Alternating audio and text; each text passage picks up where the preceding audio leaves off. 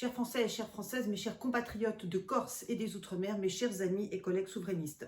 Le 6 octobre 2025, M. Lecornu a présenté sa démission à Emmanuel Macron, qu'il a bien sûr accepté, après avoir la veille présenté un éphémère gouvernement qui n'aura duré que 14 heures. Sébastien Lecornu est donc resté au poste de Premier ministre 26 jours. Cette échéance était prévisible compte tenu du taux d'impopularité extrêmement important de Sébastien Lecornu, qui atteignait 65% dès sa nomination le 9 septembre dernier. Quelle personnalité politique pour remplacer Sébastien Lecornu? À part moi, en tant que présidente des souverainistes et chef de parti, je ne vois strictement personne. Je suis en effet la seule chef de parti à proposer un gouvernement de cohabitation, un gouvernement d'union nationale et paritaire. Le gouvernement français a besoin aujourd'hui d'une incarnation, d'une autorité, d'une droiture, d'une personnalité féminine à la fois réformiste, à la fois efficace, à la fois bienveillante, une sorte de Giorgia Meloni à la française, et c'est ce que je suis. Macron a usé 7 premiers ministres macronistes depuis 2017, tous plus, je dirais, passifs et empêchés les uns que les autres. Ils appartenaient tous au microcosme, au système, à la caste, à l'oligarchie, et ce n'est pas mon cas. Le bloc central, en ce mois d'octobre 2025, est en état de mort cérébrale, nous le voyons bien, toutes et tous. Il faut donc une rupture, une vraie rupture, pas seulement dans les mots, mais aussi dans les actes et surtout dans la manière de gouverner. Je tiens à rappeler que la politique est pour moi une vocation, la politique est pour moi un sacerdoce, la politique est depuis toujours ma passion.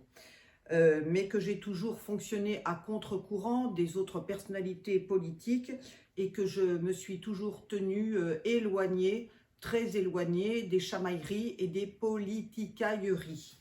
Voilà pourquoi, en tant qu'ancienne élue locale Les Républicains, j'ai décidé de créer mon propre parti politique, Les Souverainistes, le 11 décembre 2020, il y a bientôt 5 ans. Sur le plan économique, je suis à la fois libérale et protectionniste, je suis totalement opposée au libre-échange.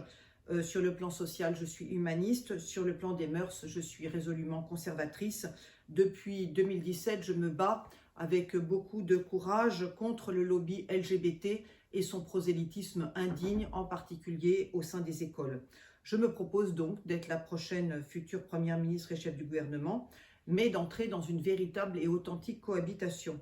Je serai bien sûr une première ministre de droite, une première ministre souverainiste à la tête d'un gouvernement de cohabitation, c'est-à-dire d'un gouvernement d'union nationale et paritaire de 30 ministres, 15 hommes et 15 femmes, issus du Parlement européen, du Parlement français et de la société civile. La liste de mes 30 ministres est prête. Il n'y aura dans mon futur gouvernement de cohabitation ni macroniste, ni LGBT, ni franc-maçon, ni israélite, ni musulman, pour une seule et unique raison: leur communautarisme exacerbé nuit à la paix civile, nuit à la concorde nationale et nuit surtout à notre prospérité collective. Je suis bien sûr totalement opposée à la dissolution de l'Assemblée nationale, puisque je le redis, je suis absolument certaine d'obtenir une majorité absolue de 289 députés à l'Assemblée nationale.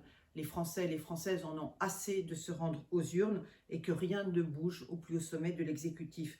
C'est toujours la même politique macroniste qui est menée depuis 2017. C'est d'ailleurs toujours la même oligarchie qui, depuis 50 ans, gouverne la France et vote un budget déficitaire qui accroît chaque année un peu plus la dette publique. Ma majorité absolue présentera donc un front souverainiste. Je préfère cette expression front souverainiste plutôt que front républicain, de 289 députés allant du centre droit jusqu'au Rassemblement national, qui est, il faut le rappeler, le plus grand groupe au sein de l'Assemblée nationale avec 123 députés. Nous ne pouvons pas travailler sans le Rassemblement national. J'ai fait mes calculs: si l'ensemble des députés Rassemblement national, 123, droite républicaine, 49, droite ciotiste, 15, Lyot, 23, Modem, 36, Horizon, 34 et les non-alignés, 11, sont prêts à participer de manière constructive à travers un pacte de coalition à mon futur gouvernement de cohabitation, alors j'obtiendrai une majorité absolue de 289 députés. J'aurai donc bien 291 députés, j'aurai donc bien une majorité absolue. Je demanderai uniquement à ces députés alliés et amis de porter à leur boutonnière la croix gaulliste pour marquer leur ralliement à la fois à mon programme souverainiste et à ma majorité souverainiste. Je pourrai donc gouverner la France, sans les macronistes et sans la gauche, et ce, dans une parfaite cohabitation. Il est vrai que la gauche a perdu toute crédibilité. Le palestinisme de M. Faure, le socialiste, et l'islamo-gauchiste de M. Mélenchon les rendent aujourd'hui totalement inaptes à gouverner la France. Être un président cohabitant pour Emmanuel Macron aurait de très grands avantages pour lui, étant donné sa cote d'impopularité inquiétante. 85% des Français sont mécontents de sa politique et 70% d'entre eux souhaitent sa démission. Le peuple français en a marre, en a assez que l'argent des impôts soit versé à son ami Zelensky, à la Commission européenne, à des comités Théodule, à des associations pro-migrants ou à des pays tiers au nom de l'aide au développement qui est largement détournée et dévoyée. Les partis politiques que j'ai cités, alliés donc du parti souverainiste que j'ai la joie et l'honneur de diriger, auront 1 ou 2 représentants dans mon futur gouvernement de cohabitation. Ceci est donc un engagement, un serment, une promesse. Je reprendrai les quelques ministres de droite qui étaient présents au sein du gouvernement de M. Bayrou, qui ont fait preuve d'un grand volontarisme sur un certain nombre de sujets, mais qui, et cela n'est pas négociable, ne seront pas candidats aux élections présidentielles de 2027, car je serai bien sûr candidate aux présidentielles de 2027, comme je l'ai été en 2022.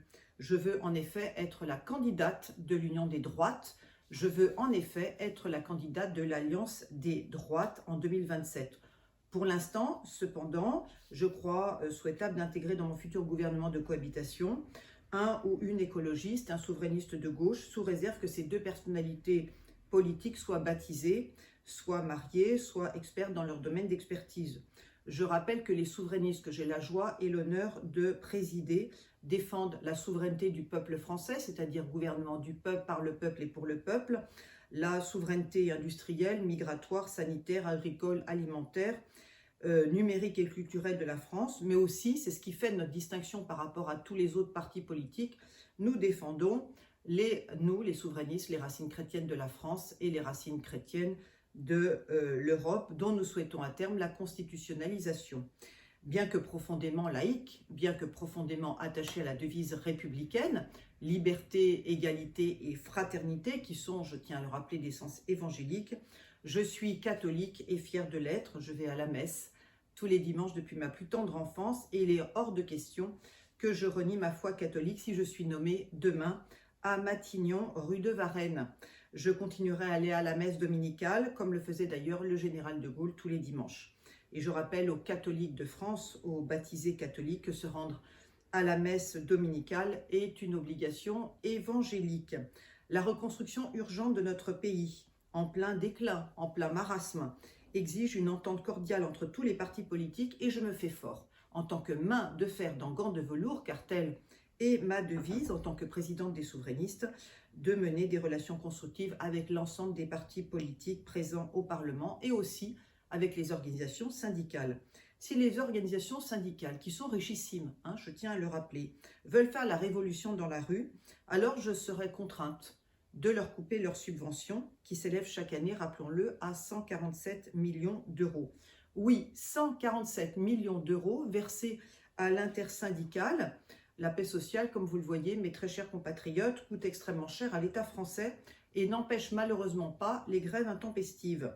En ce qui concerne la réforme des retraites, je pense qu'il est totalement déraisonnable de l'abroger aujourd'hui compte tenu de la dégradation de nos finances publiques. Je suis favorable, comme beaucoup d'élus de droite, au double principe des 42 annuités et d'un âge légal de la retraite fixé à 64 ans. Car à 60 ans, beaucoup de gens le savent et le reconnaissent, on est jeune et en pleine forme. Mes 30 futurs ministres sont tous souverainistes et tous catholiques, aucun n'est binational. En tant que souverainiste, je suis totalement opposée à ce que les binationaux occupe une fonction régalienne ou un mandat électif. La préférence nationale que tous les souverainistes défendent est l'acte 1 du patriotisme économique et s'appliquera dès mon arrivée à Matignon. Dès 2026, 1 million d'islamistes radicaux qui sont sous OQTF quitteront la France par bateau ou par avion. Sur 68 millions d'habitants que compte la France, dont 6 millions d'étrangers, c'est fort peu. La question sécuritaire et migratoire est pour les souverainistes la priorité numéro 1. Pour nous, les souverainistes, l'immigration n'est pas une chance pour la France, mais au contraire, la mère de tous nos maux, la mère de toutes nos inquiétudes et la mère de tous nos chagrins. En ce début d'année scolaire 2025, la France a plus que jamais besoin d'une nouvelle ambition, d'une nouvelle gouvernance, d'un nouveau cap et de rompre surtout avec le socialo-étatisme cher à la Macronie. Beaucoup de macroniens, dont Macron lui-même, il faut le rappeler, sont d'anciens socialistes et se sont offerts une sorte de virginité politique en se targuant d'être progressistes. Un peu facile tout de même. Je rappelle que toutes nos institutions républicaines, que nos 1300 agences publiques, que nos 5 chaînes de télévision publiques, que nos 6 radios publiques et que la plupart de nos administrations centrales et universités sont dirigées par des socialistes, alors que la France est plus que jamais à droite, la France est plus que jamais résolument à droite. En 2016, Hollande le socialiste a placé tous ses copains, tous ses amis, toutes ses copines à la tête d'institutions stratégiques avant de céder à Macron, sa place à Macron, son ancien ministre qui était lui-même dans un gouvernement socialiste. Si je souhaite être nommée demain Première ministre et chef du gouvernement, c'est que j'en ai à la fois les compétences, j'en ai l'ambition et j'en ai surtout l'autorité, car il faut beaucoup de leadership pour diriger un gouvernement. Jamais les souverainistes, rappelons-le, n'ont gouverné la France. Ils sont pourtant à l'origine du référendum de 2005, dont le résultat, un non massif, a été piétiné par les élites européistes. Il est temps, en 2025, 20 ans après, de nous faire confiance à nous les souverainistes. Cette crise politique, cette crise gouvernementale, cette crise institutionnelle, cette crise de régime qui est l'occasion de nous confier, à nous les souverainistes, les rênes du gouvernement français et ce jusqu'en 2027. Car le programme gouvernemental des souverainistes, que j'ai la joie et l'honneur de présider, est bien évidemment le meilleur programme, le plus performant, le plus économe, le plus efficace pour restaurer la France, pour rétablir nos finances publiques et pour stopper la submersion migratoire arabo-africaine la plus criminogène de France. Je tiens à rappeler que j'ai depuis des années noué des contacts fructueux avec des députés Rassemblement National, avec des députés Les Républicains, mon ancienne famille politique, avec des députés MoDem, puisque je suis une démocrate chrétienne assumée. Je connais tous les députés macronistes, car j'étais, et je l'assume, une élue macroniste en 2017. Je ne le suis plus depuis la crise des Gilets jaunes. Et je connais bien sûr un très grand nombre de députés Horizon, puisque ils sont à peu près tous d'anciens députés LR. J'ai dit au socialiste Olivier Faure et à l'écologiste Marine Tondelier qu'un gouvernement de cohabitation dirigé par une première ministre souverainiste écologiste de droite, attentive au sort des plus fragiles et des plus vulnérables d'entre nous, était la meilleure solution pour sortir de la crise de régime, de la crise gouvernementale, de la crise politique qui démoralise les chefs d'entreprise et désespère le peuple français. C'est la raison pour laquelle, dès le 7 octobre 2025, le lendemain même de la démission de Sébastien Lecornu, j'ai écrit au président de la République pour lui proposer ma candidature afin de remplacer au pied levé M. Lecornu. Et donc, mes chers compatriotes, je vous lis cette lettre en toute transparence.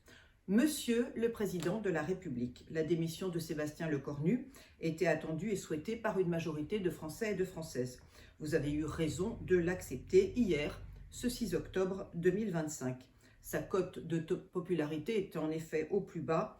Son mandat de 26 jours fait donc de lui le Premier ministre le plus éphémère de la Ve République. Rappelons quelques chiffres. En ce mois d'octobre 2025, la dette publique s'élève à 3 400 milliards d'euros, soit 115% du PIB. Le déficit public atteint 5,8% du PIB. Le déficit commercial se monte à 100 milliards d'euros pour la 4e année consécutive. La consommation est atone, la croissance faible, l'inflation élevée, les chefs d'entreprise inquiets, les recrutements en baisse, le chômage en hausse, les faillites et les liquidations d'entreprises se succèdent à un rythme élevé, plus de 67 000 en 2025. Les plus fortunés se préparent à un exil vers des cieux fiscaux plus cléments, apeurés par le projet de taxe Zuckman et le retour de l'ISF, impôt sur la fortune, cher au parti gauchiste. Les plus âgés et les personnes handicapées s'alarment de la volonté de certains parlementaires de légaliser en catimini le projet de loi sur l'euthanasie. Présidente des souverainistes, chef de la droite souverainiste, démocrate chrétienne assumée, fervente catholique, proche sur un certain nombre de sujets, du centre droit, de la droite républicaine, de la droite nationaliste, je saurais, si vous me nommez Première ministre et chef du gouvernement, en remplacement de M. Lecornu, édifier un nouveau gouvernement, un gouvernement de cohabitation, afin de faire voter avant la fin de l'année 2025 le budget 2026 de la Nation, PLF 2026 et PLF 2026 de la Sécurité sociale. Ce gouvernement de cohabitation, ce gouvernement d'union nationale et paritaire, je tiens en tant que femme politique à cette parité gouvernementale, sera formé de 30 ministres, 15 hommes et 15 femmes, issus du Parlement européen, du Parlement français et de la société civile. Son organisation confortera l'union des droites et du centre, plébiscitée par nos chers compatriotes lors des élections européennes, puis lors des élections législatives anticipées, puisqu'il formera un bel arc souverainiste allant du Rassemblement national jusqu'aux centristes, incluant bien sûr UDR, LR, UDI, les centristes et Elliott. Car les Outre-mer, où se succèdent des manifestations légitimes contre l'inflation, contre l'insécurité, contre l'immigration, Martinique, Nouvelle-Calédonie, Mayotte me sont comme vous particulièrement chers et méritent un grand ministère d'État. Sachez que je suis totalement opposée à la dissolution de l'Assemblée nationale, puisque je suis certaine, en tant que future Première ministre et chef du gouvernement, d'obtenir une majorité absolue de 289 députés, car je sais que nombreux sont les députés qui se revendiquent souverainistes, qu'ils soient de gauche, du centre ou de la droite. Ces parlementaires sont attachés à la souveraineté nationale, à la souveraineté populaire, à la défense de notre souveraineté industrielle, migratoire, sanitaire, agricole, alimentaire, numérique et culturelle, ainsi qu'aux racines chrétiennes de la France et de l'Europe. La reconstruction urgente de notre pays en plein déclin exige une entente cordiale entre tous les partis politiques et je me fais fort en tant que main de fer dans gants de velours, ma chère devise, de nouer des relations constructives avec chacun d'entre eux. L'engagement en faveur de la paix dans le conflit russo-ukrainien et le conflit israélo-palestinien, l'arrêt de l'émigration arabo-africaine, la plus criminogène de France, l'enclenchement d'un vaste plan de réimmigration des islamistes en terre d'islam, OQTF et clandestins en priorité, l'abolition de l'automaticité du droit du sol et de la binationalité, l'abrogation de l'accord franco-algérien de 1968 qui permettra le retour des Algériens en Algérie, l'assainissement de nos finances publiques via le non-renouvellement des fonctionnaires partant à la retraite, soit 150 000 par an hors fonctions régaliennes, et la suppression d'un grand nombre d'agences publiques, soit 50%, la suppression des charges sociales et des contributions et des cotisations patronales sur l'ensemble des salaires, tant privés que publics, au profit d'une fiche de paie clarifiée à 7 lignes, et la baisse massive des impôts, l'encouragement à la méritocratie scolaire, à l'excellence académique, au patriotisme économique, la préservation de notre souveraineté industrielle et agricole, la consolidation d'un mix énergétique vertueux fondé sur l'eau, le soleil et l'atome, la fin de l'écologie punitive via l'interdiction et le démantèlement des 10 000 éoliennes et des méga-bassines, la restauration de nos églises, de nos châteaux, de nos édifices catholiques via la promotion du mécénat culturel, le soutien à la natalité française via l'allongement du congé maternité et le doublement du quotient familial sont mes 13 priorités majeures. Il est de votre responsabilité institutionnelle de nommer sur proposition du Premier ministre les membres du gouvernement. Sachez que les 30 ministres que je souhaite vous proposer sont tous mariés, tous hétérosexuels, tous catholiques et tous experts dans leur domaine de compétences. Leurs candidatures devront, selon moi, être validées par les chefs de partis concernés afin de maintenir une entente cordiale entre nous tous. Il n'y aura dans mon futur gouvernement de cohabitation ni musulmans, ni israélites, ni francs-maçons, ni LGBT.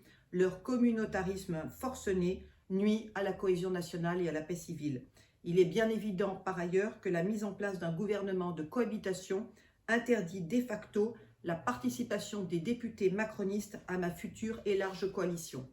Monsieur le Président de la République, je serai honoré de travailler à vos côtés au sein d'un duo constructif et reste à votre disposition pour vous rencontrer au plus vite. Ma feuille de route pour les mois à venir, 2025-2027, est prête et entièrement rédigée.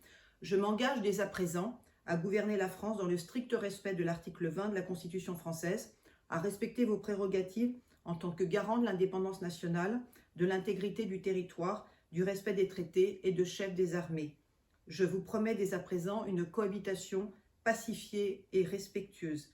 L'éthique, l'intelligence, le pragmatisme, la détermination et la bienveillance guideront mon action durant les mois à venir à Matignon, et ce, avant les présidentielles de 2027.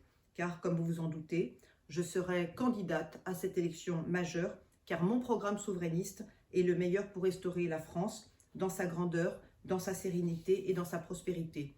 Vous pourrez ainsi terminer votre quinquennat en toute quiétude, car le maintien de Sébastien Lecornu et de son gouvernement démissionnaire attise les appels à votre démission et accroît votre impopularité, qui est, en ce mois d'octobre 2025, au plus bas.